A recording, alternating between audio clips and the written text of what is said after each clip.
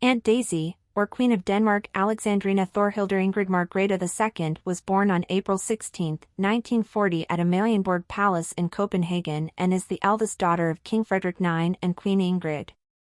The origin of this crown institution is also worth noting, for the Danish monarchy is one of the oldest in the world and is among the most enduring and popular associations in Denmark. The reigning queen, Her Majesty Margrethe II, belongs to the Glucksburg dynasty, the first representative of which came to the throne in 1863 after the Oldenburg dynasty had ended. Margrethe II herself took her career very seriously. After graduating from the Skole Comprehensive School in Copenhagen in 1959, she continued her studies at the universities of Copenhagen, Cambridge, Aarhus, Sorbonne and London, where she studied archaeology and political science. And at the age of 18, she became a member of the Council of State, where important bills and government initiatives are discussed, and presided over meetings in the absence of the king. In addition, the Queen has a special reverence for her subjects and believes that the relationship between the people and the monarch should be open and sincere. Her motto is God's help, people's love, Denmark's prosperity. Listening to the traditional speech of Queen Margrethe II on the occasion of the new year, every Dane feels that she is addressing him personally, and this strengthens the position of the institution of the monarchy. Also funny is the fact that Margrethe II has a funny nickname Aunt Daisy, which has an interesting origin. The fact that her name is consonant with the name of the Danish flower, which is the national symbol of this state. The Queen is also a great admirer of art. Margrethe II herself has long been painting pictures, creates church vestments, theater sets and costumes, illustrates books and translates them from Swedish into Danish, and in co-authorship with her husband is engaged in translating literary texts from French into Danish.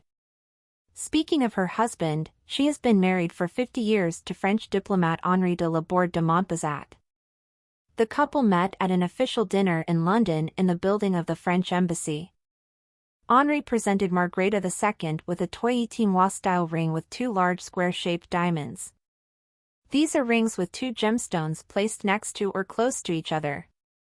The wedding took place on June 10, 1967, and the bride wore the dress of her grandmother Princess Margaret of Connaught, crowning the image with a tiara of the Khedive of Egypt, made of diamonds and platinum by Cartier. By the way, the wedding ceremony lasted only 10 minutes at the request of Margrethe herself, who did not want to differ from normal couples. It is worth noting that in the XX century the status of the Danish monarchy was changed. On March 27, 1953, the Act of Succession to the throne came into force, which provided an opportunity to transfer the throne through the female line, which allowed us to see Margrethe II on the Danish throne. She inherited the throne in 1972, and on June 7, 2009, a referendum legalized the provision that the throne passes to the first child of the reigning monarch, regardless of gender.